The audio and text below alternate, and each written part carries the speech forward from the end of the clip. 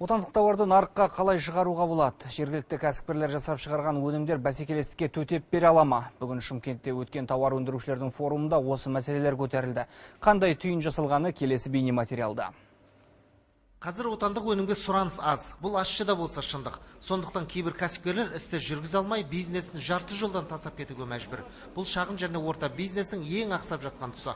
Осы себепті бұған мемлекеттен барынша қолдау қажет дейді кәсіпкерлер. Өйткені қазір таңда халыққа сапалы, таза әрі пайдалы өнім тұтынған абзал.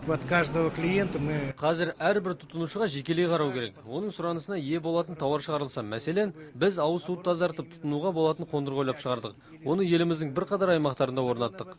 Расын айту қажет, қазір таңда жергілікті кәсіпорын шығарған кейбір тауарлар нарықтың сұранысына ие бола алмай жатыр. Соның салдарынан бірқатар кәсіпкерлер тасыны өрге домалата алмай әлек. Бұған жергілікті жерден қанша қолдау көрсетілгенмен шарапат та шамалы болып тұрғаны. Өзіміздің заттар өте сапалы. Шетелден алғанша, Қытайдың болсын, басқасын болсын, олар көбісі ГМО дейді, басқасы.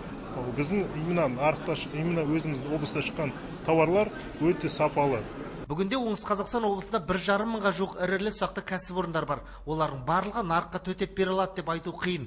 Сондықтан іс-шарада осы тектес мәселелер ортаға салынды. Біздің облыс басқа облыстармен салыстырған кезде өте жоғары деңгейде жыл сайын 50 шақты мекеме ашып келеміз кәсіпорын. Бірақ енді бұлардың жүктелуін қамтамасыз ету керек. Ең бірінші неміз өзіміздің қолымызда тұрған өзіміздің нарық. Сол жерден әсіресе мынау мемлекеттік мекемелердің сатып алулары.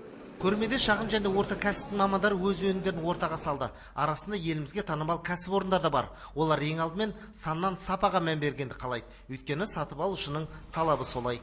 Пернебек Біләлбек, Руслан Тілеуберді, Қазақстанның бірінші арнасы, Оңтүстік Қазақстан облысынан.